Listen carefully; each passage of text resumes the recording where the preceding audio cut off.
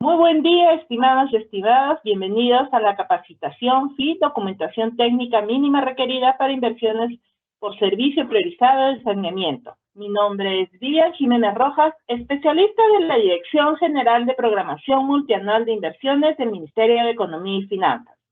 Les doy la más cordial bienvenida a todos y todas al ciclo de conferencias en línea que el Ministerio de Economía y Finanzas viene desarrollando para impulsar la ejecución de las inversiones públicas con el fin de fortalecer las capacidades de los operadores del Sistema Nacional de Programación Multianual y Gestión de Inversiones en los 3 niveles de gobierno.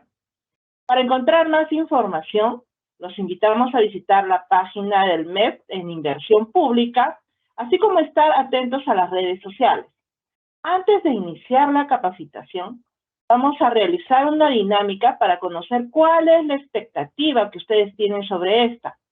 Hemos compartido en el chat de esta sala un enlace el cual se denomina www.menti.com, siendo el código de ingreso 33308765, para que con una palabra indiquen qué esperan de esta capacitación. Asimismo, se muestra en pantalla el código QR y el código de ingreso. Nuevamente les repito, 33308765. Por favor, estimados y estimadas, ingresen al Menti y coloquen su palabra.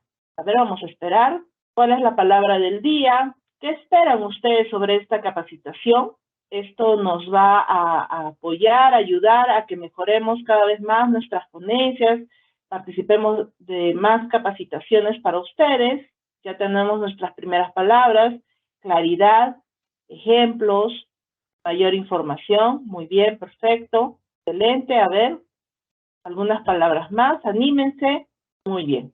Durante el proceso de la ponencia pueden ustedes colocar las palabras o frases que ustedes deseen, ¿no? El día de hoy los especialistas del Fondo Invierte para el Desarrollo Territorial y especialistas de la DGPMI brindarán la capacitación sobre FIT, documentación técnica mínima requerida para inversiones por servicio priorizado, saneamiento, el cual tiene como objetivo orientar a las autoridades o funcionarios de las entidades para que tengan la claridad de determinar si sus inversiones registradas en el Banco de Inversiones y declarados viables aprobados cuentan con la documentación mínima requerida según tipo de servicio. Nos acompañan esta mañana como expositores Cecilia Puente, coordinadora de gestión del FIT, Juan Candia, especialista en proyectos del sector saneamiento, y el panel técnico, Rosángela Zavala, especialista en gestión del FIT, Janel Orozco, analista en gestión del FIT. Esta capacitación se compondrá por una exposición sobre el tema y un bloque de absolución de preguntas. Si desean realizar algunas consultas durante la exposición, ingresa al chat del evento, donde se encuentra el enlace para que realices tus preguntas, las cuales serán resueltas por nuestros expositores. Asimismo, en pantalla se muestra el código QR y el enlace para que puedas hacer las consultas pertinentes. De antemano les pedimos las disculpas del caso por si se presenta algún problema técnico. Si fuese el caso, se sugiere esperar unos segundos mientras retorna la conectividad. Damos entonces inicio a la capacitación, brindándole el pase a la señora Cecilia Puente, coordinadora de gestión del FIT. Adelante, Cecilia. Muchas gracias, Vivian. Gracias, buenos días a todos los participantes a esta capacitación, una más de este grupo de capacitaciones que se está organizando, ¿no? Por parte de la DGPMI. En este caso vamos a exponer la primera parte, un poco qué es el Fondo Invierte para el Desarrollo Territorial, ¿no? Los servicios que brinda y un poco de los alcances de los últimos concursos que hemos tenido, ¿no? en el fondo en los últimos años. Siguiente, por favor, Vivian.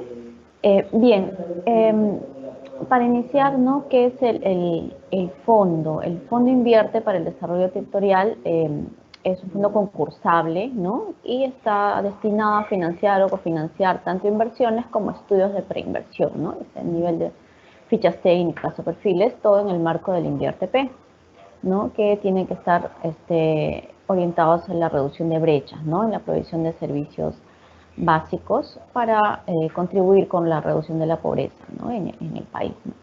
Este fondo, si bien es cierto, es relativamente nuevo, ¿no? Porque el decreto legislativo 1435 entró en vigencia en el año 2019. Viene de fondos anteriores, ¿no? De lo que era antes el FONIPREL, el Fondo de Promoción a la Inversión Regional y Local, y el FONIE, que es era el Fondo para la Inclusión Económica para Zonas Rurales, ¿no? Que era dado por el MIDI. Entonces, de la reestructuración del FONIPREL y la liquidación del FONIE surge este fondo, ¿no? El FIT, siendo pues la finalidad a la que acabo de mencionar, ¿no? Y es lo que está dando énfasis, y justamente la idea de estas capacitaciones es un poco que conozcan, darle las herramientas, los alcances, el conocimiento necesario a las autoridades responsables de las unidades fundadoras, los operadores, para que puedan tener en cuenta, ¿no? Al momento de postular sus propuestas, sus proyectos o estudios para los futuros concursos que realiza este fondo, ¿no? Y que ya se viene próximo el siguiente año, ¿no? Entonces, la siguiente, por favor, la siguiente lámina. Listo, entonces el fondo por sí está liderado por un consejo directivo, ¿no? Que es tal cual lo establece la norma, el decreto legislativo 1435 y su reglamento. Por otro lado, también tiene dos pilares, ¿no? El Consejo Directivo y la Secretaría Técnica. El Consejo Directivo es el que dicta todos los lineamientos para la administración, ¿no? del fondo, y vigilar que los recursos pues estén destinados a los fines para el cual fue creado, ¿no? El fondo. Este Consejo Directivo está presidido valga la redundancia, por el presidente del Consejo de Ministros, por la presidencia del Consejo de Ministros, perdón, a través de la Secretaría de Descentralización, ¿no? Luego tenemos a los demás miembros, el Ministerio de Economía y Finanzas, el Ministerio de Desarrollo e Inclusión Social, el Centro de Planeamiento Estratégico, CEPLAN, la Asamblea Nacional de Gobiernos Regionales de Municipalidades del Perú y la Red de Municipalidades Rurales del Perú, ¿no? Entonces, este consejo directivo es el que, en conjunto, por votación, toman las decisiones encaminadas, ¿no? Para llevar la administración adecuada del fondo, ¿no? Y quien realiza ya la parte, ¿no? Las acciones, ¿no? La parte operativa es la Secretaría Técnica, ¿no? Que implementa estas actividades ya para el funcionamiento, ¿no? del fondo en el marco de los lineamientos ya dictados por el Consejo Directivo, ¿no? En este caso, la norma también ya establece que la Dirección General de Programación Multianual de Inversiones, ¿no? del Ministerio de Economía es la que actúa como Secretaría Técnica del FIT, ¿no? En ese sentido, es por ello que vienen todas estas capacitaciones como parte de las actividades que realiza la Secretaría Técnica del Fondo. Siguiente, por favor. Bien, ahora, ya dijimos que financia el FIT, ¿no? Ahora la norma también establece qué servicios son los que se priorizan, ¿no? Porque los servicios priorizados están orientados a los servicios básicos, ¿no? Entonces tenemos, en primer lugar, salud, desnutrición infantil o anemia infantil, también en proyectos de educación básica, de infraestructura vial, de saneamiento, que justamente es el tema que nos convoca el día de hoy, ¿no? También hay electrificación rural, infraestructura agrícola, telecomunicación rural y los proyectos de apoyo al desarrollo productivo, ¿no? Estos 9 servicios son los que están ya establecidos en la norma creada, los cuales va a financiar el fondo. Ahora hay que tener en cuenta que, claro, dentro de las bases de cada concurso se establece las tipologías, ¿no? Porque dentro de cada servicio tenemos tipologías específicas ya, ¿no? Por sector, ¿no? Y esto ya justamente es parte de lo que se va a establecer en las bases. Y, por ejemplo, el día de hoy vamos a tocar el tema de servicios de saneamiento, ¿no? Y la documentación técnica mínima que se requiere para ese tipo de proyectos y los que están alineados, ¿no? Con lo que solicita el fondo, ¿no? Siguiente, por favor. Bien, ya una vez con la introducción, ya pasamos a ver los últimos resultados del último concurso que hemos realizado a inicios de este año, ¿no? El FIT 2022 se tuvo una cantidad de propuestas presentadas, 962 propuestas se presentaron al concurso, ¿no? Diferentes gobiernos locales, gobiernos regionales y mancomunidades. Comunidades locales y mancomunidades regionales también participaron en este concurso. Sin embargo, el primer filtro que se hace, ¿no? en el concurso es la fase de admisibilidad, ¿no? Que es la documentación general. Entonces, aquí vemos que pasaron 768, que es aproximadamente un ratio del 80%, ¿no? El 80% de las propuestas pasaron la primera fase. Y luego este grupo pasa a la segunda, que es ya la evaluación técnica, ¿no? La evaluación técnica de la propuesta, siendo que solamente 195 resultaron seleccionadas, ¿no? Luego de esta evaluación y claro, obviamente también considerando el tope, el monto de los recursos que estaban destinados, ¿no? para tal fin, ¿no? Entonces, vemos ahí que hay una brecha, si bien es cierto, ¿no? En las propuestas que superan la calidad técnica, solamente 116 estudios de preinversión y 79 inversiones son las que obtuvieron el financiamiento, la asignación de recursos finalmente para sus propuestas, ¿no? Sin embargo, este panorama nos deja en claro que hay una alta demanda siempre de proyectos de inversión, ¿no? Estudios, proyectos de inversión, inversiones en general y hogar también, ¿no? Casi 2.000 millones y bueno, el monto que finalmente se obtuvo, se cofinanció fue de 319 millones, ¿no? Entonces, esto es importante tener en cuenta para que justamente mejoremos la calidad de nuestras propuestas, ¿no? Si voy a presentarme a un concurso, debo estar con las mejores características de mi propuesta y adecuarme a lo que establecen las bases, ¿no? Esto es que hay que tener bien claro para justamente poder acceder al financiamiento del fondo. Siguiente, por favor. Bien, aquí un poco vamos a hacer un resumen, ¿no? de las principales, puede decirse, fallas, errores, ¿no? Los motivos por los cuales se declararon inadmisibles las propuestas, ¿no? En la primera fase, como dijimos que era inadmisibilidad, que era respecto a la documentación general. Entonces, en la base se establecen una serie de documentos, ¿no? Que debe presentar la entidad y cómo lo debe presentar también. Entonces, se ha identificado en el último concurso que la principal falencia, el principal motivo era observaciones al documento de gestión, ¿no? Se solicitaba que presenten, para el caso de las entidades incorporadas del Invierte, el programa multianual de inversiones.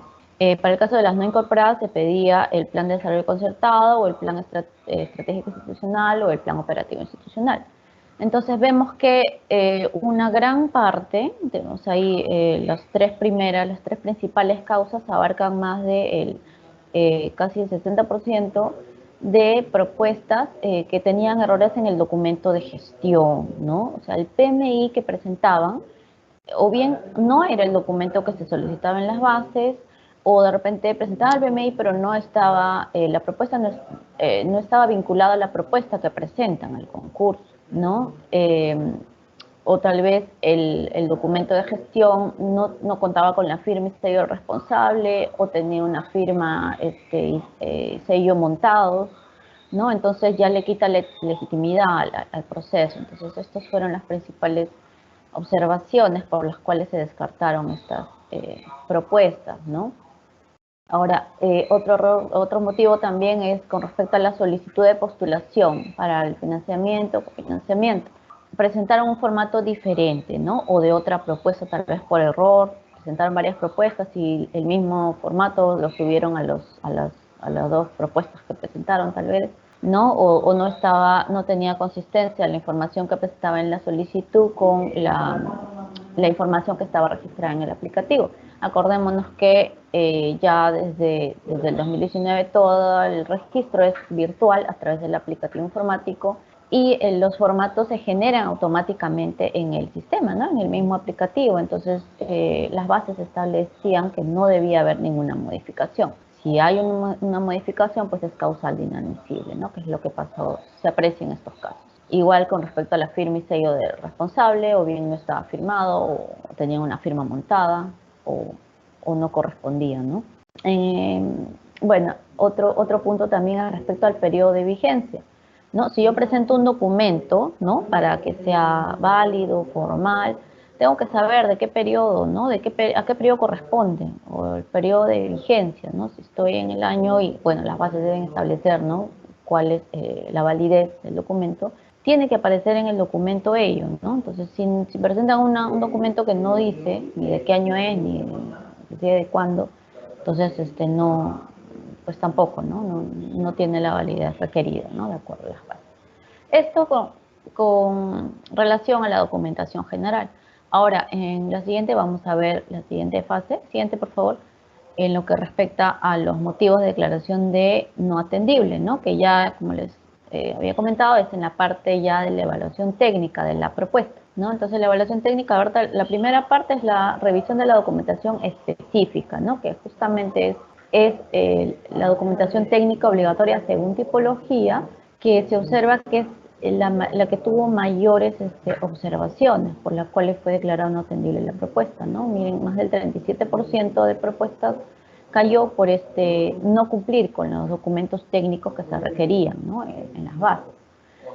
Entonces, justamente ese es el motivo principal por el cual se ha programado estas capacitaciones, y hoy día vamos a ver el tema de saneamiento. Entonces, sería importante tomar nota para poder mejorar estos índices, ¿no? Estos ratios para no tener estos motivos de declaración de no atendible, ¿no?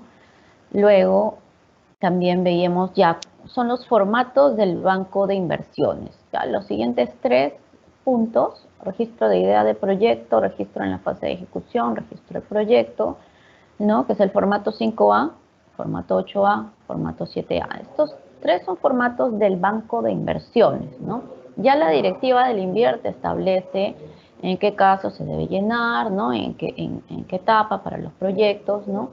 Entonces, acordémonos, como se dijo al inicio, que todas estas propuestas que presentan el fondo está enmarcado en el marco del Invierte, ¿no? Del Sistema Nacional de Programación Multianual y Gestión de Inversiones. Entonces, debemos regirnos a ello, ¿no?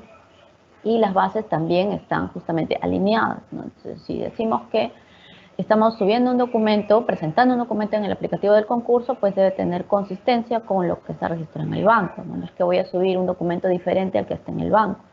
Entonces, si se detecta ello, pues tampoco no sería válida la propuesta. Si, igual en el caso de proyectos, ¿no? Si estoy presentando un proyecto para financiamiento de expediente técnico, pues debe estar completo ya el formato 8, la información requerida, y tal como le indican las bases, porque también hay unos plazos para actualizar la información, ¿no? Requerida. Entonces, si está fuera de los plazos, o si no está completo, si no está firmado por quien corresponda, pues también será una causal de no atendible.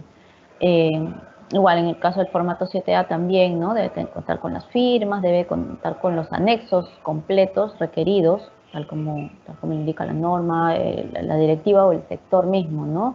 Qué documentos son parte ya del registro para declarar la viabilidad, porque ya estamos financiando, en este caso se iría a financiar la propuesta ya para la ejecución del proyecto, ¿no? Ya debe contar con toda la documentación. Respecto al expediente técnico y al último estudio de ficha técnica, bueno, ahí básicamente, de acuerdo a lo que indicaban las bases, pues que el expediente técnico esté actualizado, ¿no? Los costos, ¿no? Que correspondan, que esté dentro del plazo que indican las bases, y que esté completa la información, ¿no? A veces suben un documento y el documento está incompleto o no está firmado, ¿no? Igual en el caso del último estudio de la ficha técnica, debe tener la validez correspondiente para que pueda pasar ya satisfactoriamente a la siguiente etapa. Siguiente, por favor. Bien, entonces, sobre lo que ya hemos visto, los principales motivos se han traducido en estas lecciones aprendidas de los últimos 2 concursos, que también ya están publicadas para conocimiento, justamente para que puedan revisarlo todos en la página, el portal institucional del MEF, en el comunicado número 13 de la sección del FIP. Ahí pueden ubicar estas lecciones aprendidas que se han identificado. Son 12 lecciones aprendidas que se han trabajado, ¿no? en base a lo que ya hemos visto, ¿no? La lección 1 es que todos los documentos que se requieren en las bases son obligatorios, ¿no? Si no presentan uno o el documento que presentan no, no cumple con lo requerido, pues se considera como no atendible, no admisible y no va a continuar la participación, ¿no? Estimados y estimadas, no se olviden que pueden hacer sus consultas en el chat de esta sala. Asimismo, queremos indicarles que las presentaciones que ustedes, que se les hacen en las webinars, están siendo publicadas en la página web del Ministerio de Economía y Finanzas en la sección de Inversión Pública. Te brindo el pase, Cecilia, para que puedas continuar con la capacitación. Adelante, Cecilia. Sí, gracias Vivian. Sí, disculpe. Ya, bien, la lección 2 sería que, como se explicó, ¿no? El aplicativo ya genera la información que registra la entidad, ¿no? Entonces los formatos que se descargan no deben ser modificados, ¿no? Ya que, de lo contrario, pues no va a continuar también la propuesta con el proceso. La tercera elección, respecto a las firmas de las autoridades, los funcionarios, ¿no? Según lo establecen las bases, todo documento para tener legitimidad, validez, pues debe tener la firma original, ¿no? En este caso, las últimas bases decían que son firmas originales, ¿no? Entonces, no, cada base va a indicar, ¿no?, cómo debe presentar. Por eso decía que siempre revisen la forma, tanto el documento y la forma de presentación, ¿no? Y hay que tener en cuenta, pues, que todo lo que se presente es declaración jurada y posteriormente también será sujeto a fiscalización posterior. La elección 4 es se va a verificar que el objeto de financiamiento ya no se encuentre en elaboración o contratación, ¿no? Es decir, que si yo estoy postulando para que me financien la elaboración de mi estudio, pues no debo tener ya un proceso de contratación de una consultoría para elaborar el estudio, ¿no? Se supone que recién voy a gestionar para tener los recursos para ello, ¿no? De lo contrario, si se detecta ello, pues tampoco no va a poder continuar la propuesta. En el caso de la lección 5 es para elaboración de estudios también y fichas. El FIT no financia la supervisión de la elaboración del estudio, ¿no? Solamente la elaboración como tal, más si en la estructura de costos colocan supervisión, pues tampoco eso va a invalidar la propuesta, ¿no? Entonces hay que tener cuidado con eso. Siguiente, por favor. Bien, la lección 6 es respecto al PMI, ¿no? Lo que hablábamos que fue la principal observación, el principal motivo, ¿no? Hay que tener en cuenta, pues, que ya en el marco del Invierte existe, pues, un módulo inclusive en el aplicativo, ¿no?, del PMI, donde se registran las propuestas, estudios o inversiones, ¿no?, que ya deben estar programados, ¿no? Entonces debe aparecer ahí en la consulta. Sin embargo, las bases también van a indicar, ¿no?, qué documento debe presentar y de acuerdo a ello, pues se va a hacer la validación correspondiente, ¿no? Se sugiere aquí, cada caso ya todos debemos alinearlos a lo que dice el Invierte, ¿no? Y tal como establecen las bases, siempre se hace una validación de una contrastación, ¿no?, de la información que está presentando la entidad respecto a la propuesta como tal, ¿no? Eso hay que tener en cuenta en ese punto. La lección 7, en el caso de las entidades que no están incorporadas, ¿no?, porque la anterior era para el caso de las entidades incorporadas, pero las no incorporadas del Invierte, que presentan ya sea el PDC, el PEI o el POI vigente, hay que asegurarse, pues, que esté bien claro ya sea el nombre de la propuesta o los objetivos estratégicos vinculados a la propuesta, ¿no? Para que pueda saberse que hace referencia a lo mismo. Igual el tema de la formalidad, ¿no?, la firma y el sello responsable tienen que estar adecuadamente en original, ¿no?, tal como lo indica las bases. Si no, pues tampoco no pasará, ¿no?, a la siguiente fase. Lo que hablábamos aquí, el formato de postulación, también otro tema que fue observable es que no debe realizarse modificaciones, ¿no? Este formato, tal como se genera en el aplicativo, es el que debe ser impreso y firmado en físico por los, ¿no?, alcaldes, gobernadores regionales, según corresponda, ¿no?, y subir la versión escaneada en original, ¿no? En este caso, si si hay una sobreposición de firma, tampoco no va a continuar aquí la propuesta. La lección 9 es respecto a la documentación requerida por servicio priorizado de tipología, ¿no? Entonces, el anexo 5B de las bases establece qué documentos técnicos, ¿no? Ya porque estamos hablando ya de específicamente del sector, la tipología, se requiere para que se cumpla, ¿no? Con la formalidad.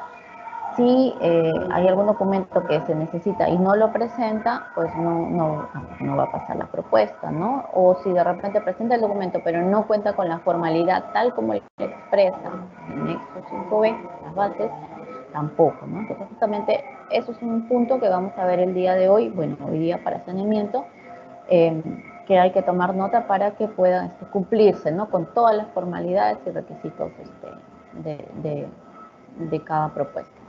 Siguiente, por favor. Bien, estas son las 3 últimas lecciones. Lección 10 es un documento en la fase de admisibilidad que está en las bases, ¿no? Que es un documento de aprobación del sector, se denominaba, ¿no? Documento de conformidad de evaluación del sector, que este documento solamente era, o sea, debían presentarlo solamente a las entidades que hayan remitido ya su propuesta, su proyecto, ¿no? Su proyecto en este caso, al sector para que le puedan revisar y verificar si cumple con los requisitos técnicos, ¿no? Mínimos. Entonces, solo en estos casos la entidad debía marcar la opción que dice, ¿no? Propuestas con aprobación del sector y adjuntar la documentación que acredite, ¿no? Que este proyecto ya ha sido evaluado y aprobado por el sector. Entonces, hay que tener bastante cuidado que si estamos seguros 100% que tenemos este documento que valida, ¿no? La aprobación del sector, lo pongamos. Sin embargo, si no hay un documento que diga que el sector ya lo ha revisado y aprobado, pues mejor no se pone, porque ese documento no es obligatorio, solamente es para esos casos, ¿no? Entonces, y claro, obviamente también dentro del plazo de vigencia que indica las bases, ¿no? Eso es importante porque se va a solicitar la validación al sector, ¿no? Y de no tenerla, pues la propuesta también va a ser inadmisible, ¿no? Lección 11, lo que hablamos, ¿no? Sobre los formatos que están registrados en el banco, en el aplicativo del concurso, deben coincidir con la información que ya está registrada en el banco de inversiones, ¿no? Igual con las firmas y vistos correspondientes de los operadores, según correspondan, ¿no? De la unidad acumuladora, la unidad ejecutora, ¿no? Esto se va a verificar en la etapa de evaluación. Si no cumple, pues también será declarada no atendible la propuesta, ¿no? Finalmente, la lección 12, para el caso de elaboración de estudios o fichas, ¿no? Estudios de perfil o fichas técnicas, los formatos que se presentan deben ser consistentes con los demás documentos registrados, ¿no? Cabe decir que si yo en el aplicativo lleno, ¿no? Los datos de mi propuesta, entonces todos los documentos que también son parte de la base, el formato 4, ¿no? Donde indico ahí la estructura de costos de mi estudio, el formato de sustento para la elaboración del estudio, todos deben ser consistentes, ¿no? El mismo monto en todos los documentos, ya que se ha detectado también que ponían un monto en un documento y en el formato 5A, por ejemplo, de la ficha era otro monto, entonces ya de repente no hay consistencia, ¿no? Eso se verifica y que esté dentro de los plazos y fechas límite. De lo contrario, pues la propuesta tampoco pasaría con el proceso. Bueno, esto a nivel general, las principales lecciones aprendidas que se ponen a disposición de todos y cada uno del público general, asistente, y para que puedan también pasar la voz a los demás compañeros, de que lo pueden encontrar en la página web. Y bueno, ya con esto doy pase para que continúen con la exposición. Muchas gracias, Vivian. Eso sería todo de mi parte. Cecilia, por la ponencia, ¿no? Y explicarnos todas las lecciones aprendidas sobre el concurso FIT y los documentos requeridos. Estimados y estimadas, no se olviden que si desean realizar alguna consulta durante el proceso de la exposición, pueden ingresar al chat del evento y registrarlas para que sean resueltas por nuestros expositores. Proseguimos con la capacitación, brindándole el pase al señor Juan Candia, especialista en proyectos del sector saneamiento de la DGPMI. Adelante, Juan. Muchas gracias, Vivian.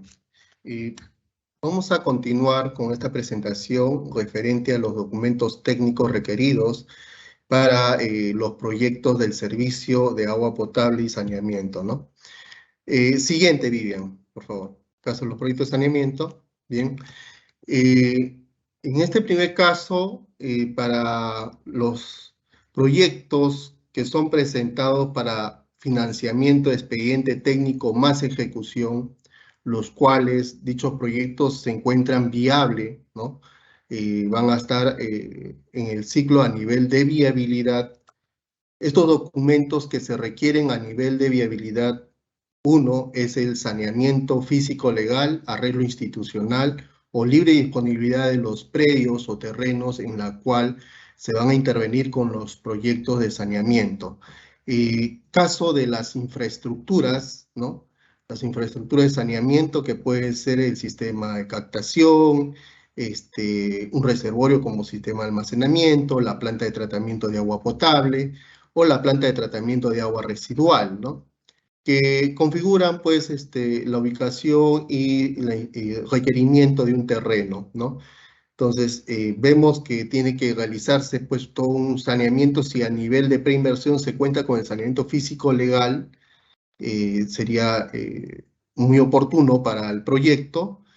Se cuenta con un arreglo institucional, ¿no? Un arreglo institucional que puede ser un convenio, puede ser, ¿cómo se llama? Un acta, ¿no? O otro documento que les permita dar cierta autoridad o, digamos, cierta autorización a la entidad para poder implementar el proyecto, ¿no? Teniendo en cuenta, pues, que hay proyectos, más que todo en el ámbito rural y también en el ámbito urbano, donde que estas instalaciones o estas infraestructuras de saneamiento, como son la captación o las plantas de tratamiento de residuales, están no solamente dentro del ámbito urbano, pueden estar en el ámbito rural y pueden pertenecer tal vez a comunidades campesinas donde que a través de un acta de cesión de uso les pueden brindar este terreno, ¿no? Para dicha infraestructura, ¿no? Y eso puede configurarse como un arreglo institucional, ¿no? En la medida que se cuente con un acta que le dé cierta autoridad o, digamos, cierto permiso para poder implementar y no generar un riesgo durante la etapa de ejecución, ¿no? La ejecución física. El otro documento es la acreditación de la disponibilidad hídrica vigente emitido por la Autoridad Nacional del Agua. Claro, a través de sus diferentes oficinas, sea la Autoridad Local del Agua o la AAA, la Autoridad Administrativa del Agua, ¿no? Entonces ellos, este documento se requiere dependiendo, pues, si el proyecto consiste en intervenir desde el sistema de producción, ¿no? En caso, pues, si incluye una fuente de agua, sea superficial, sea subterránea, entonces se tiene que tener esta acreditación de disponibilidad hídrica, ¿no? Esta autorización para, en este caso, tener este permiso que garantiza la cantidad de agua que se va a requerir para la implementación del proyecto. El otro documento es sobre el análisis físico-químico y bacteriológico de la fuente de agua, realizado por un laboratorio acreditado, ¿no? Para dichos procedimientos. Con este documento va a permitir garantizar la calidad de la fuente del agua para consumo humano, ¿no? Debido a que se han presentado, ¿no? En varios proyectos de saneamiento problemas de contaminación de fuentes, ¿no? El caso, pues, de en fuentes de agua subterráneas, problemas de contaminación de metales, ¿no?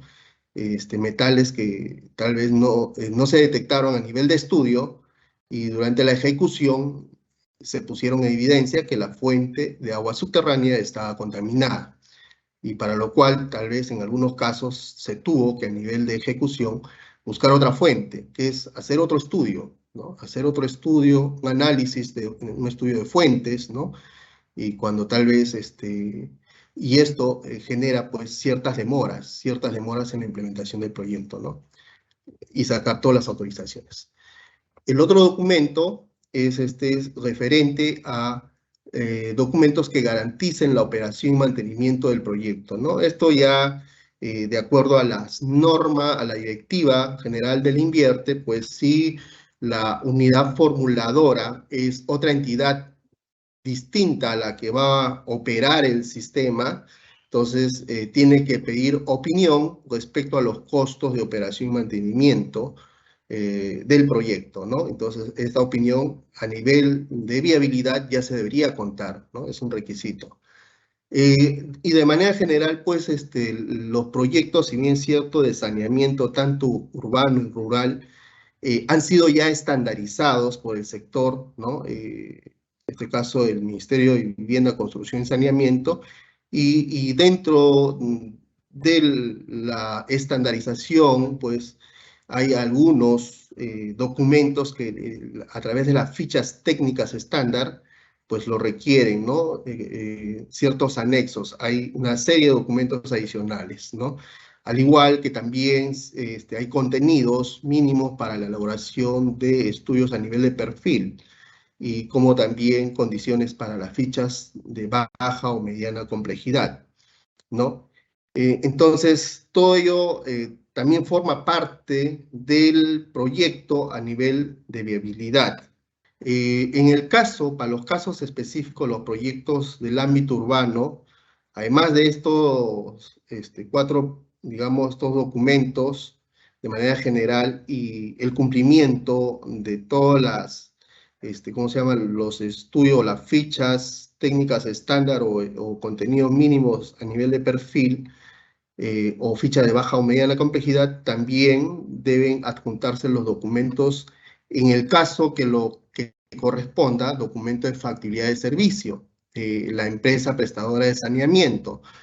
Digamos, si el proyecto configura solamente una ampliación del servicio que involucra ampliar el sistema de almacenamiento y redes y conexiones, ¿no? Entonces, y estas van a ser conectadas a las redes públicas existentes, que es administrado por una EPS, entonces ahí debería haber una factibilidad de servicio. En caso de algunas intervenciones por su naturaleza, intervención, por ejemplo, si es construcción de todo un sistema desde la fuente hasta la conexión domiciliaria, claro, ahí ya va a ser todo un sistema nuevo, digamos, una ampliación. Entonces, estos no van a ser conectados a las redes existentes, ahí ya no estaríamos hablando de una factibilidad de servicio, ¿no? Después lo otro, el cumplimiento también del Reglamento Nacional de Edificaciones, ¿no? Donde que ahí hay algunos parámetros de diseño para los casos de saneamiento y bueno, y toda las otras tipologías, ¿no? Caso, por ejemplo, de dotaciones, caso de cálculo de caudales de diseño, ¿no? Entonces, en el Reglamento Nacional de Edificaciones, para digamos, un predimensionamiento, son válidos tomar estos valores, ¿no? En caso que lo señala el reglamento, ¿no? En cuanto corresponda, también se harán los estudios de consumos que correspondan, ¿no? Para el ámbito rural, ¿no? A pesar de contar con estos documentos que hemos señalado previamente, un compromiso adicional, un compromiso del pago de la cuota familiar, ¿no? El cual estará reflejado a través de un acta y padrón de los usuarios que en señal de conformidad, ¿no? Avalan ese pago de la cuota familiar del agua, ¿no? Después el otro, el cumplimiento de las normas técnicas de diseño de opciones tecnológicas para los sistemas de saneamiento del ámbito rural, que también el sector, en este caso, ya estableció estas opciones tecnológicas, ¿no? Desde sistemas intradomiciliarios, ¿no? Para sistemas de disposición sanitaria discretas, digamos, en todos los tipos de tecnologías, con arrastre, sin arrastre hidráulico, ¿no? O sistemas de alcantarillados en los casos que correspondan, ¿no? Siguiente, por favor, Vivian. En el escenario, digamos, ya para la ejecución física, acá estamos hablando de proyectos que ya cuentan con un expediente técnico elaborado y aprobado, ¿no? Y, digamos, ya están listos para entrar a la ejecución física, ¿no? Entonces, los documentos que se requieren, uno, el registro de aprobación del expediente técnico en el formato que corresponde, formato 8A, la sección A y B, ¿no? Donde en la sección B cuelgan el documento de aprobación de este expediente técnico, documentos que garanticen también la operación y el mantenimiento del proyecto, ¿no? Documentos que garanticen la libre disponibilidad del terreno para la implementación del proyecto. Acá, a diferencia del otro escenario que el proyecto solamente se encontraba a nivel de viabilidad, acá sí, en el marco de la Ley de Contratación y Adquisiciones, como ya va a ingresar a la ejecución física, lo que se pide es el documento que garantiza la libre disponibilidad en marco a la Ley de Contrataciones y Adquisiciones del Estado, ¿no? Para la implementación de este proyecto, ¿no? Del proyecto. La autorización para la ejecución de obras de aprovechamiento hídrico emitido por el ANA. A comparación del escenario anterior, que era para los proyectos a nivel de viabilidad, aquí pues hay otro documento que requiere una autorización de ejecución de obras si los proyectos incluyen el aprovechamiento hídrico, ¿no? Sea de una fuente superficial o subterránea, ¿no? Igual esto es gestionado ante el ANA o sus diversas oficinas descentralizadas, que es la Autoridad Local del Agua o la AAA, ¿no? Después el otro documento, si también se requiere documento de análisis físico-químico, bacteriológico de la fuente del agua, ¿no? Aún ya a nivel de detalle, siempre se requiere cuando realizan los expedientes técnicos, ¿no? Instrumento de gestión ambiental aprobado por en este caso, la Dirección de Asuntos Ambientales del Ministerio de Vivienda, que es la autoridad competente, ¿no? Y también el CIRA, ¿no? El CIRA. El expediente también debe cumplir digamos, otros parámetros que establezca el Reglamento Nacional de Edificaciones, ¿no? En el cual están todas las normas, ¿no? Las OS 010, las OS 020, ¿no? Las normas dependiendo, ¿cómo se llama? El componente en el cual se va a intervenir, ¿no? Sea el sistema de producción, tratamiento, disposición final o distribución, ¿no? Entonces, también se debe cumplir todas las normas técnicas que establece el Reglamento Nacional de Edificaciones. Otro documento es la factibilidad de servicio de agua potable y alcantarillado otorgado por la EPS en cuanto corresponda, ¿no? En los casos que corresponda, igual que el caso anterior, si son proyectos en el cual se van a empalmar a las redes, la red pública existente, ¿no? Una declaración jurada de la unidad ejecutora para obtener la autorización sanitaria de los sistemas de tratamiento de agua potable, ¿no? Ante IGESA. En esto, sí el proyecto incluye una planta de tratamiento, ¿no? De agua potable. Una declaración jurada también de la unidad ejecutora para obtener la autorización sanitaria al sistema de tratamiento y disposición final de aguas residuales domésticas, ¿no? Con infiltración al terreno. Antes de su puesta en marcha, ¿no? Esto también, ¿cómo se llama? A los casos donde que se requiera su planta de tratamiento de aguas residuales, las PETAR, o, ¿cómo se llama? Las disposiciones, en este caso para las plantas de tratamiento de aguas residuales, ¿no? Las PETAR. Un informe técnico de la unidad ejecutora que demuestre que se cuenta con el personal técnico y administrativo en los casos donde que la ejecución la ejecución del proyecto va a ser por administración directa, ¿no? Y no de manera indirecta o contrata, ¿no?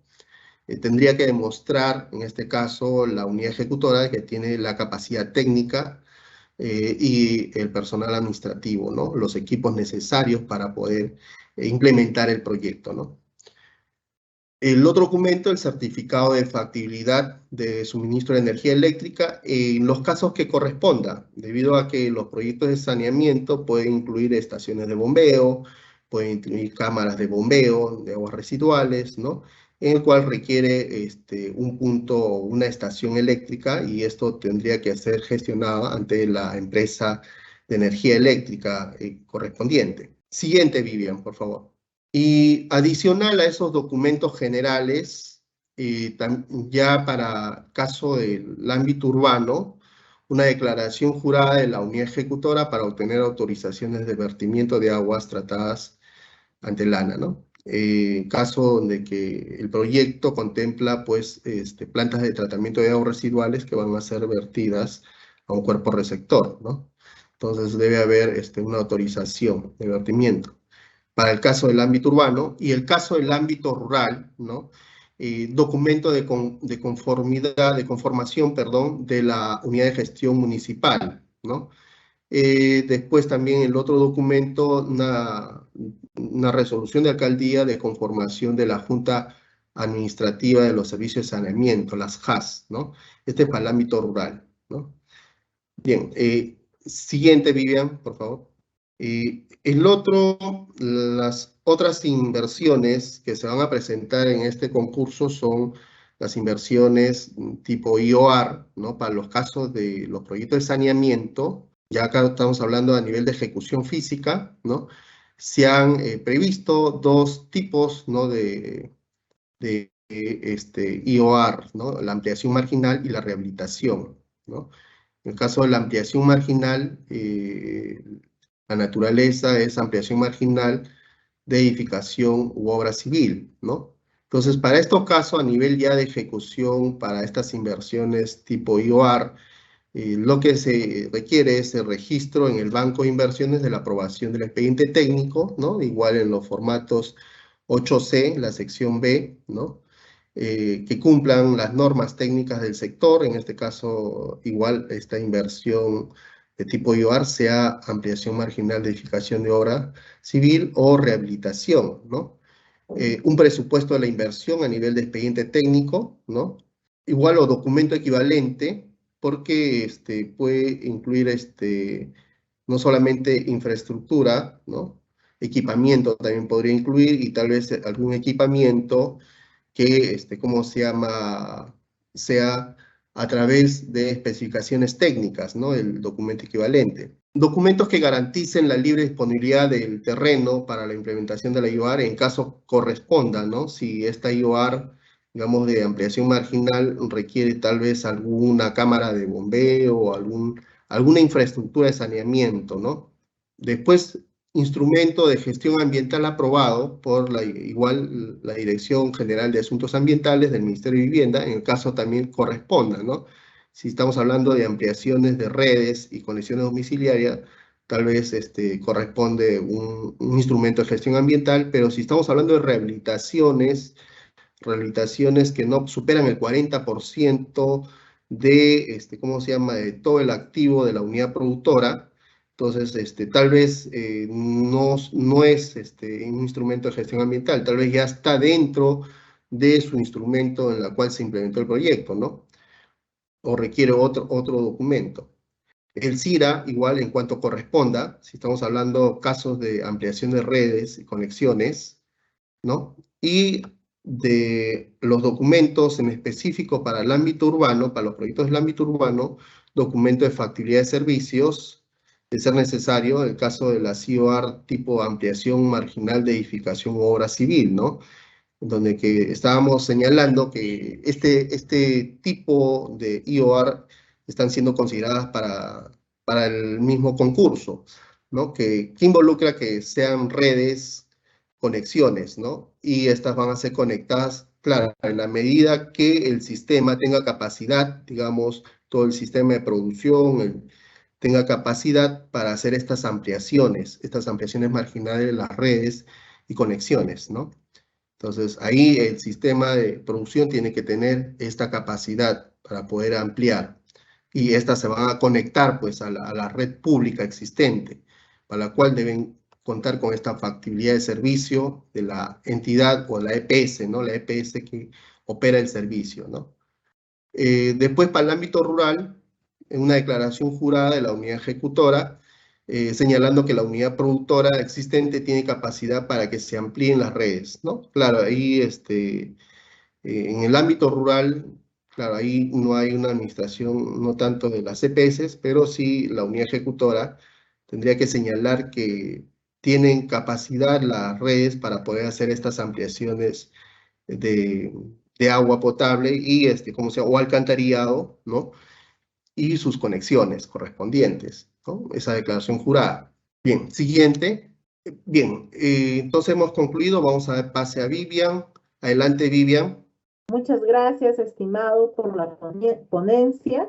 Vamos a proceder entonces al bloque de absolución de consultas, las cuales han sido realizadas durante el proceso de inscripción y durante el proceso del evento. Vamos a iniciar entonces con la primera pregunta, la cual estará a cargo del especialista Juan Carlos. Primera pregunta, Juan. ¿Cuáles son los documentos requeridos para proyectos de saneamiento básico que solo considera instalación VS porque ya cuentan con servicios de agua? Adelante, Juan. Muchas gracias, Vivian. En los casos, digamos, de unidades básicas de saneamiento al ámbito rural, ¿no? O el ámbito periurbano, ¿no? Debe haber algún documento de consentimiento de los usuarios, ¿no? En la medida que acá los que garantizan la operación y mantenimiento es el mismo usuario. Al igual que los otros proyectos, ¿no? Acá deben contar si ya estos proyectos van a ser implementados, estas VS solamente la intervención son en VS, igual como otros proyectos tienen que contar con todos los documentos, su instrumento de gestión ambiental, ¿no? Debe contar, pues, acá ya no hablamos de acreditación de disponibilidad hídrica, ¿no? Y no podríamos hablar del tema del terreno, porque el terreno son de los usuarios, pero sí debe haber una conformidad por parte de los usuarios en la instalación de estas VS. Estas VS son intradomiciliarias, van a estar dentro de las viviendas de los usuarios, ¿no? Entonces debe haber todo un padrón en señal de conformidad, ¿no? En conformidad igual de asumir todos estos costos de operación y mantenimiento, cual habíamos señalado ahí dentro de los documentos, este padrón de usuarios y esta conformidad en acceder en los costos de operación y mantenimiento, ¿no? Para que ellos hagan el mantenimiento, el usuario es el que hace el mantenimiento, ¿no? Entonces acá diríamos como documentos que se requieren solamente para los casos de instalación de VS, ¿no? Estaríamos hablando el tema de este documento que garantice la operación y mantenimiento, ¿no? Será el padrón de usuarios, ¿no? El otro, ¿cómo se llama? El instrumento de gestión ambiental que corresponda. Si solamente el proyecto incluye, tal como señala la pregunta, es solamente la instalación de VS, ya que el sistema de agua ya cuenta con su servicio de agua potable, ¿no? Bien, adelante, Vivian. Muchas gracias, Juan. Siguiente pregunta. ¿Un gobierno local puede solicitar financiamiento para elaboración de expediente técnico compuesto por agua potable y saneamiento básico? Adelante. Gracias, Vivian. En el caso, claro, un gobierno local, hay que tener en cuenta que la competencia del servicio de agua potable y alcantarillado sanitario o disposición sanitaria discreta es competencia de los gobiernos locales, ¿no? Claro está que también la ley de saneamiento autoriza a las empresas prestadoras de saneamiento, pero estas empresas prestadoras de saneamiento están conformadas por un directorio municipal, ¿no? Donde que mayor accionariado, digamos, es la municipalidad provincial, ¿no? Es una EPS municipal. Entonces, sí, los gobiernos locales tienen la competencia para la formulación de los proyectos de saneamiento. Es competencia exclusiva en el marco de la Ley Orgánica de Municipalidades, ¿no? Entonces, atendiendo acá, en este caso, la pregunta, si el gobierno local puede solicitar financiamiento para la elaboración del expediente técnico compuesto por agua potable y saneamiento, sí, la respuesta es sí, ¿no? Adelante, Vivian. Gracias. Gracias, Juan. Siguiente pregunta. Los estudios básicos para una ficha técnica estándar, ejemplo saneamiento, necesariamente debe contar con estudio topográfico con la certificación de puntos geodésicos por el IGN. Adelante. Bien, entonces, gracias, Vivian. Acá, en el caso de los estudios elaborados con ficha técnica estándar, ya que el sector, el Ministerio de Vivienda, ya ha aprobado estas fichas técnicas estándar. Ahí también señala cuáles son los documentos anexos, ¿no? Señalan qué documentos anexos deberían incluir estas fichas técnicas estándar, ¿no? En el caso de la topografía, ¿no? Ellos hablan de una descripción preliminar de la topografía y el tipo de suelo del área de estudio, ¿no? Estamos hablando de una descripción preliminar, no estamos hablando a nivel de un estudio topográfico, ¿no? Donde que, ¿cómo se llama? Tal vez este estudio topográfico viene con la certificación de los puntos geodésicos, ¿no? Del IGN. Entonces, si hablamos de las fichas técnicas estándar, nos podríamos, y le hemos señalado en la presentación, el cumplimiento de los parámetros y las condiciones tanto de las fichas técnicas estándar, los contenidos mínimos para elaborar los estudios a nivel de perfil, o las fichas de baja o mediana complejidad. En caso de las fichas técnicas estándar, nos basaríamos solamente a lo que requiere, en este caso, estas fichas técnicas estándar, ¿no? Que sería, pues, una descripción preliminar de la topografía y el tipo de suelo en el área de estudio, ¿no?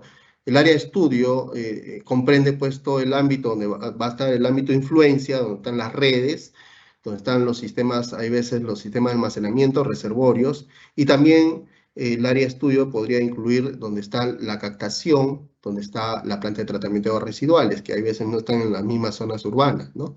Entonces, ese nivel de estudio o, digamos, de documento a nivel de topografía se requiere para las fichas técnicas estándar, ¿no? Y están colgados en nuestra página del MEF, también estos, digamos, estas fichas y estos instructivos, el cual el usuario puede bajar este instructivo y ver qué nivel de documentos se requieren para la viabilidad a través de las fichas técnicas estándar, ¿no? Gracias. Adelante, Vivian. Muchas gracias, Juan. Siguiente pregunta. El certificado de factibilidad de servicios de agua potable y alcantarillado otorgado por la EPS, dicho certificado será necesario adjuntar sabiendo que el proyecto en estudio es un proyecto de saneamiento básico rural. Adelante.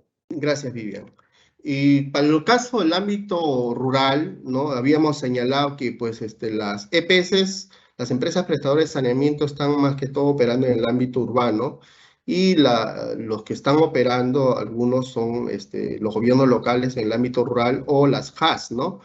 Estas juntas de accionistas del servicio de saneamiento, ¿no? Entonces ahí no hay EPS. Entonces ahí, acá, para los proyectos del ámbito rural, no se está pidiendo como documento la factibilidad de servicio, pero sí hay un informe técnico, ¿no? Que hemos señalado de la unidad ejecutora en el caso, digamos, si es el ámbito rural y existen las redes de agua potable y el proyecto se va a empalmar a estas redes existentes del ámbito rural, entonces sí tiene que haber un informe técnico de parte de la unidad ejecutora donde que la unidad ejecutora sustente que el sistema tiene capacidad para hacer estas ampliaciones, para que se puedan palmar estas nuevas redes que se va a implementar con el proyecto al sistema existente, ¿no? Se tiene que garantizar que tiene capacidad el sistema para asumir esa nueva ampliación. Entonces, ahí hemos señalado que debe haber un documento por parte de un informe técnico por parte de la unidad ejecutora. Si bien es cierto, no hay esta factibilidad de servicio, pero sí este documento técnico por parte de la unidad ejecutora. Bien, adelante, Vivian. Gracias. Muchas gracias, Juan. Siguiente pregunta. Tenemos un proyecto de saneamiento donde en un solo proyecto está considerado 13 localidades. ¿Puede participar? Adelante. Bien, gracias, Vivian. En los proyectos mayormente donde se ha visto mayor recurrencia, digamos, de hacer un proyecto con intervención en varios centros poblados con sistemas independientes en el ámbito rural, ¿no? En el ámbito rural. Entonces, si bien es cierto, las fichas técnicas estándar, ¿no? Le han puesto ahí un candado donde que El uso de las fichas técnicas estándar solamente son para sistemas, para unidades productoras con un solo sistema de agua potable, ¿no? Digamos, no puede haber, digamos, un proyecto elaborado con ficha técnica estándar con más de una unidad productora del servicio de agua potable, ¿no? Entonces, en los casos donde que hay proyectos, digamos, con 13 centros poblados y cada centro poblado tiene una unidad productora del servicio de agua potable, ¿no? Entonces, no se podría aplicar la ficha técnica estándar, pero tampoco se le está restringiendo, ¿no? Porque en el caso de intervenirse, digamos, en más de una unidad productora, entonces ya no sería acá aplicable las fichas técnicas estándar, pero sí podría aplicarse otro nivel de estudio. Otro nivel de estudio que ahí están pues los estudios a nivel de perfil o las fichas de baja o mediana complejidad, aplicando en este caso los lineamientos para los proyectos de inversión de los servicios PREC, ¿no? Que en estos casos, estos servicios de tipo PREC son justamente, van alineados o sistema de red, ¿no? Proyectos en red, donde que tienen más de una unidad productora de servicio y tal vez un operador. Estos lineamientos han sido aprobados bajo una resolución directoral, la resolución directoral 02, creo que del 2022, en este año. Entonces, ahí están todos los lineamientos, cómo podrían hacerse la intervención en estos tipos de proyectos, ¿no? Donde que tienen más de una unidad productora del servicio de agua potable y a través de un solo proyecto, ¿no?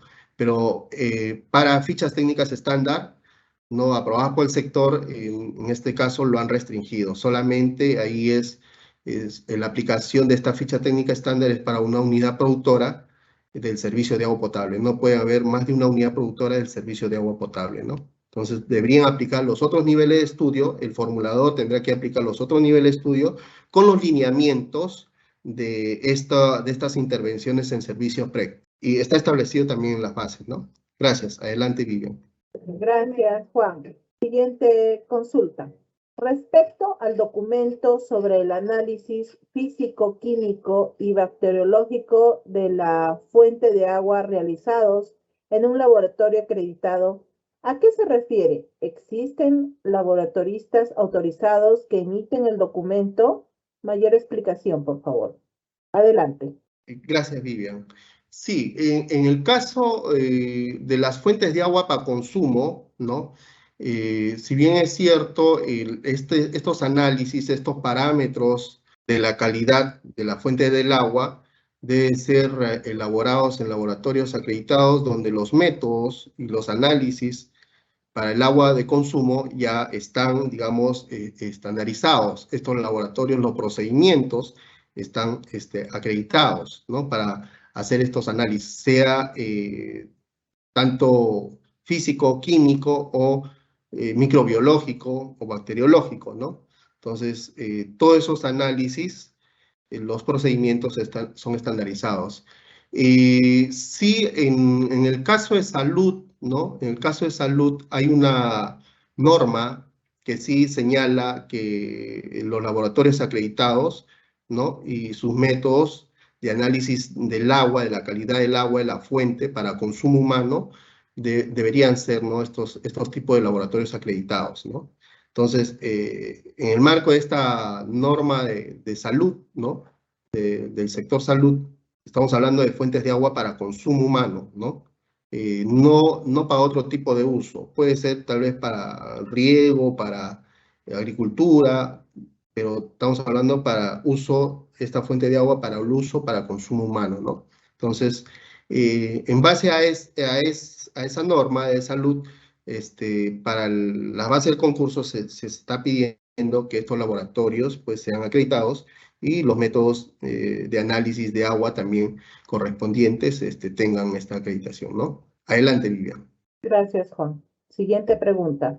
Para realizar la aprobación de una inversión de rehabilitación, ¿sería necesario también obtener el acta de Asamblea General de Disponibilidad del Terreno preliminar, aprobado por el Ministerio de Vivienda y construcción y saneamiento para la viabilidad de proyectos de inversión en atención al arreglo institucional solicitado por el formato 7C de la Directiva General del Sistema Nacional de Programación Multianual de Gestión de Inversiones, cuando los activos no tienen inscripción registral. Adelante. Gracias, Vivian. A ver, en los casos de los proyectos de saneamiento, ¿no? Proyectos de inversión, la rehabilitación, digamos, es un tipo de inversión de IOR, ¿no?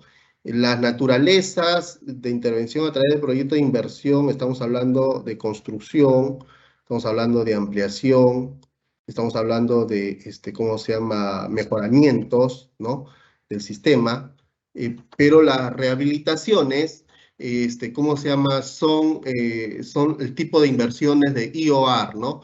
Entonces, no están dentro de los proyectos de inversión. Digamos, para los casos de arreglos institucionales, en donde que se quiera rehabilitar un tramo de la red, ¿no? Entonces, la rehabilitación de las redes tiene que haber, pues, todos los, la libre disponibilidad del terreno, ¿no? La libre disponibilidad del terreno o los arreglos institucionales. Hay que tener en cuenta, pues, que las redes están en las vías públicas, salvo que estas cruzan por terrenos privados, ¿no? Puede ser los casos, ¿no?, donde que tal vez el pase de servidumbre es lo que estaría definiendo, ¿cómo se llama?, este arreglo institucional. Hemos tenido casos acá en varios proyectos, ¿no?, donde que la línea de conducción o las redes primarias cruzan ciertos parques o ciertas instalaciones privadas donde que se ha gestionado los pases de servidumbre, ¿no? Entonces, estos son, ¿cómo se llama?, tenidos en cuenta para la formulación, ¿no?, como arreglos institucionales, ¿no?, estos pases de servidumbre, si en eso se refiere. Y claro, ellos tienen que estar, realizarse a nivel de, ¿cómo se llama?, de formulación. Hay algunas salvedades en la directiva, ¿no? Dependiendo la tipología y dependiendo el riesgo que esto generaría para la implementación del proyecto, ¿no? Si esto no generan algún riesgo en la implementación del proyecto, se podría, en la siguiente fase, que sería la fase de ejecución, a través del formato 8A, se podría continuar con estos arreglos institucionales o estas gestiones para tal vez, ¿cómo se llama?, los pases de servidumbre, ¿no?, que se requieran. Bien, adelante, Vivian. Gracias, Juan. Siguiente pregunta. En la entidad donde laboro, se aprobaron inversiones de rehabilitación de sistemas de agua potable rural, pero se cayeron varias inversiones en la etapa de expediente técnico debido a que la calidad del agua resultó no apta para el consumo humano, debido a los altos contenidos de metales pesados.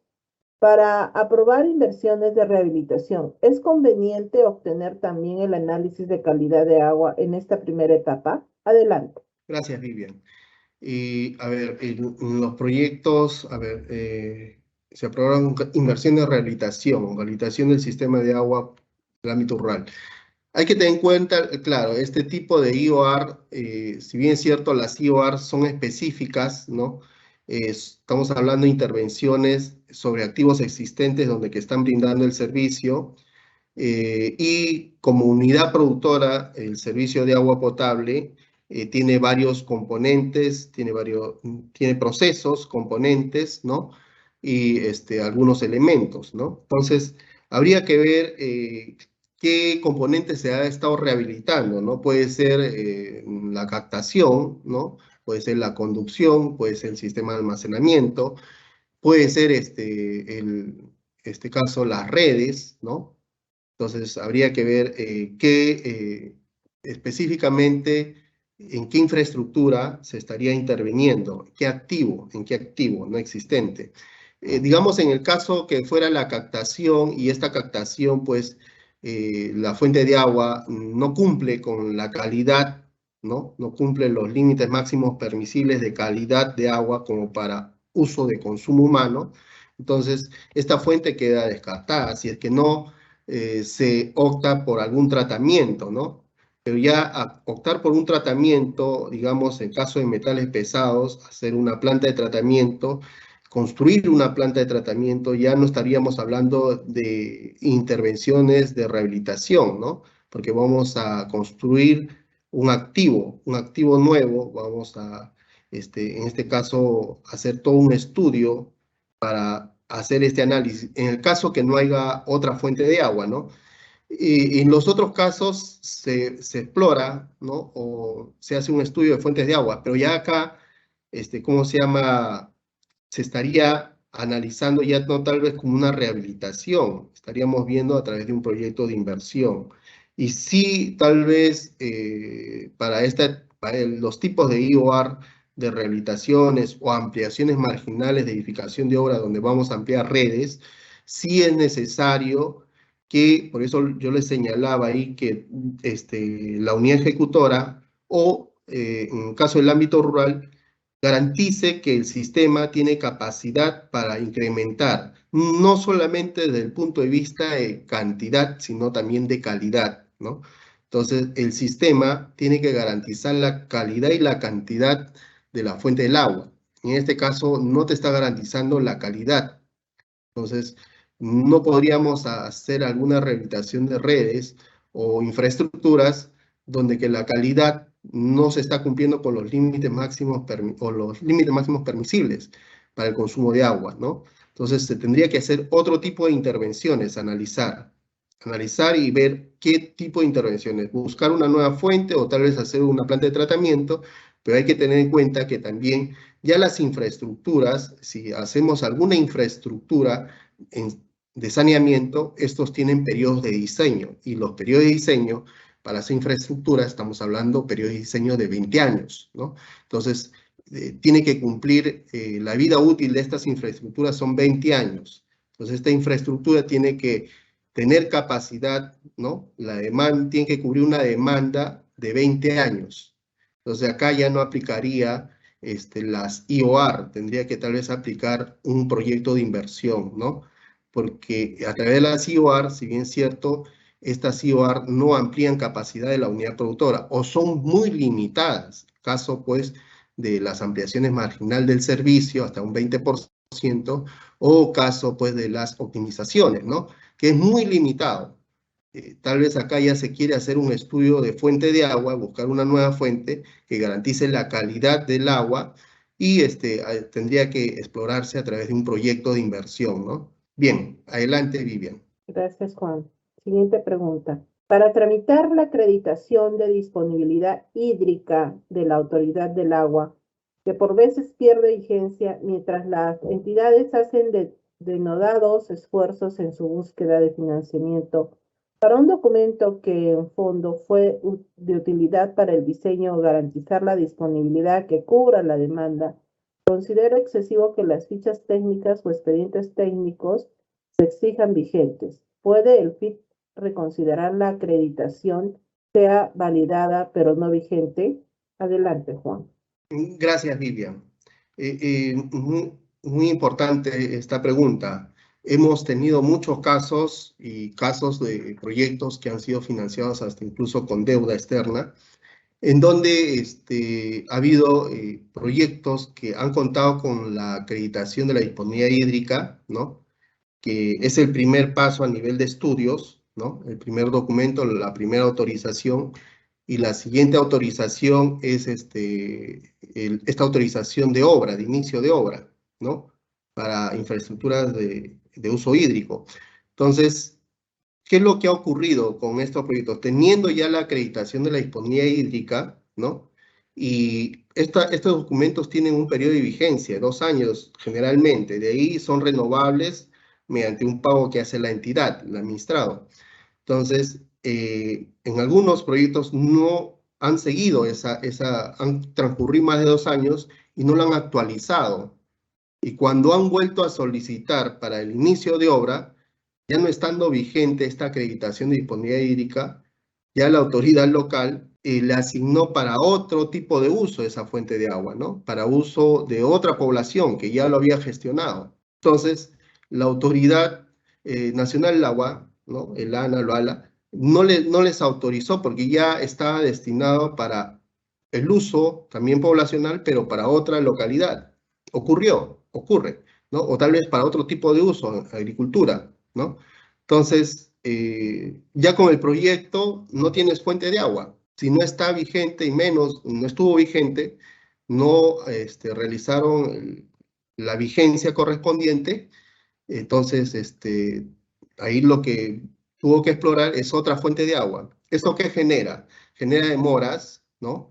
El proyecto, porque es un análisis de fuente de agua nuevamente, hasta incluso puede generar, si es que ya está en ejecución, y tal vez han iniciado la ejecución en otros componentes, puede generar algunos, ¿cómo se llama? Algunos costos hundidos.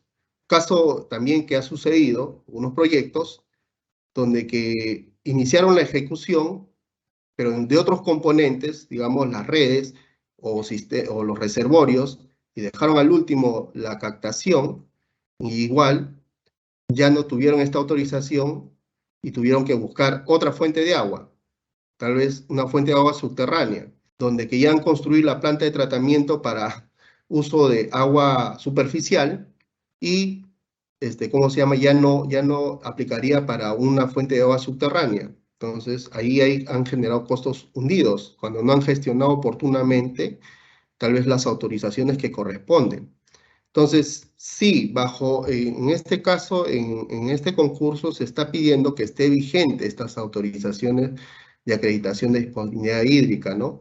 Entonces, tiene que estar vigente y así evitamos estos riesgos que durante la ejecución tal vez el ANA ya les deniegue porque ya le están haciendo otro tipo de uso, ¿no? También que puede ser para uso de poblacional u otro, ¿no? Entonces, se evita riesgos y se evita demoras en la implementación del proyecto, ¿no? Y una serie tal vez de modificaciones que se tienen que hacer el proyecto, ¿no? Si es que no es el mismo tipo de fuente de agua.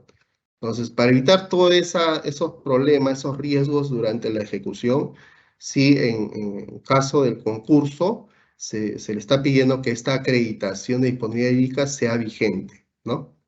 Esa es la respuesta. Adelante, Vivian. Muchas gracias. Gracias, Juan.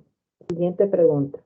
Según el oficio múltiple número 42/2021, Vivienda OGPP-OI, se notifica a todas las unidades formuladoras que la nueva ficha técnica estándar vigente desde el 21 del 8 del 2021 no contempla intervenciones en varias localidades con unidades productoras independientes. De existir este tipo de iniciativas, el Sistema Nacional de Programación Multianual y Gestión de Inversiones tiene previsto la utilización del contenido mínimo para estudios de preinversión a nivel perfil de programas de inversión que se encuentra en el anexo número 8 de la Directiva General del mencionado sistema. ¿Hay otra metodología con la que se podría trabajar proyectos en zona rural que contemple varias localidades con unidades productoras independientes?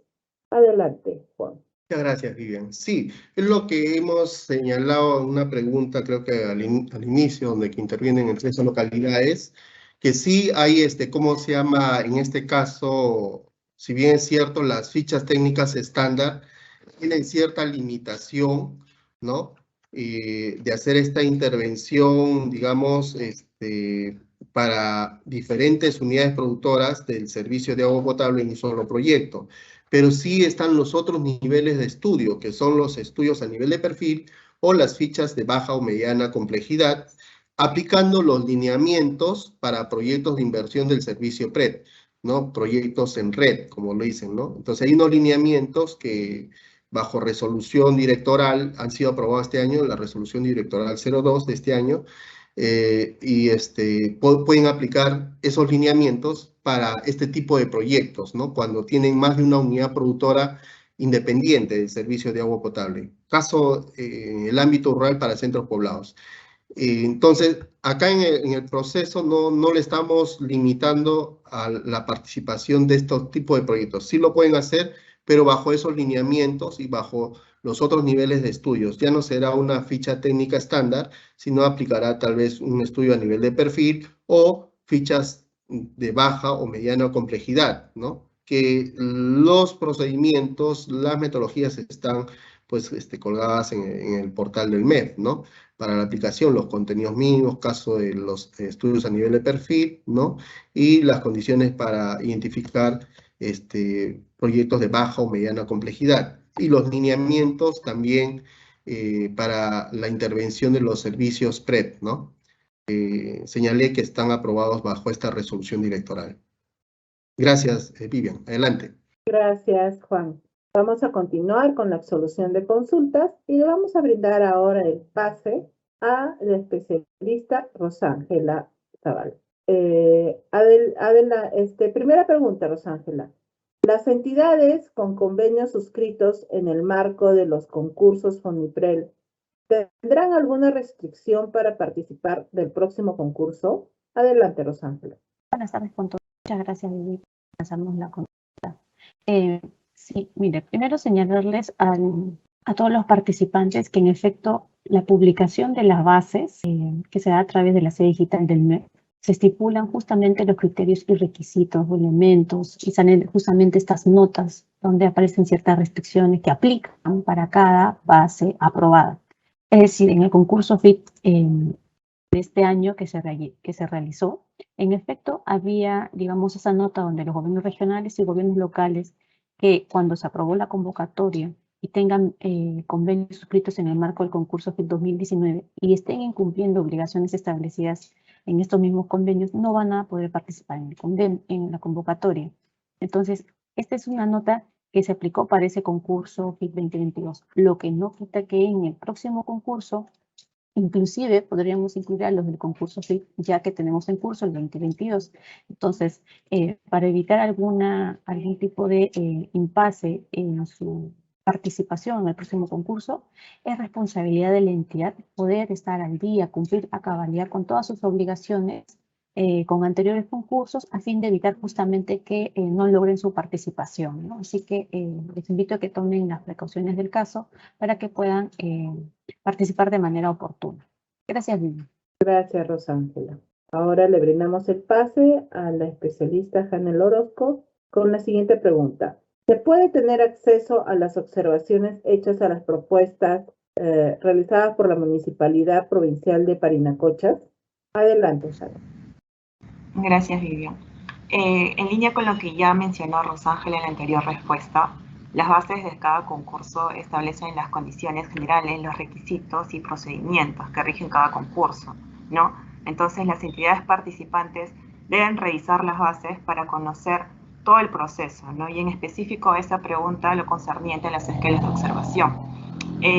Entonces, de acuerdo a las bases del concurso FIT 2022, en el numeral 4.11.3, el plazo para la descarga de las esquelas vence a los 60 días, ¿no? Luego de la publicación de los resultados. Dado que los resultados fueron publicados el 15 de junio de este año, el plazo ya venció. Sin perjuicio de lo anterior, la entidad puede solicitarlo a través del correo electrónico del FIT, ¿no? Para la atención. Entonces, la Municipalidad Provincial de Parinacochas puede realizar esta solicitud a través del correo FIT, indicando en este caso el nombre de la entidad, el nombre del funcionario, ¿no? Su cargo, para nosotros poder atenderlo. Gracias, Vivian. Gracias, Janel. Hemos culminado la ronda de preguntas. Las consultas que no fueron absueltas serán publicadas en la página web del Ministerio de Economía y Finanzas con sus respectivas respuestas. Agradecemos a los expositores y panelistas que nos han trasladado y compartido conocimientos sobre FIT, documentación técnica mínima requerida para inversiones por servicio priorizado de saneamiento. Con la finalidad de conocer su percepción sobre la capacitación realizada, los invitamos a llenar un cuestionario de percepción.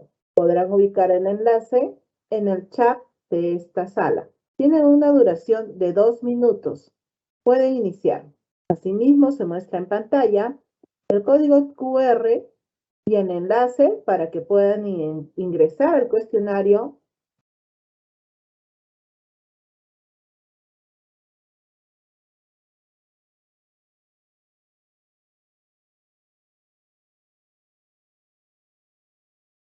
Estimados, estimadas, no se olviden que las presentaciones de todas las capacitaciones realizadas por la DGPMI Se encuentran en la página web del Ministerio de Economía y Finanzas, en la sección Inversión Pública, en la subsección Capacitaciones realizadas.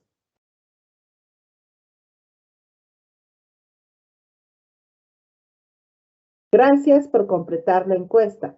Para finalizar, queremos indicarles que en la página web se encuentra en la subsección Capacitaciones Virtuales y en ella podrán encontrar los módulos Programación de las capacitaciones, capacitaciones realizadas y recursos de aprendizaje, así como el cronograma de las capacitaciones que se brindarán en el mes. Asimismo, te presentamos los links de consultas si tuvieses, como son consultas generales, preguntas frecuentes y asistencia técnica personalizada.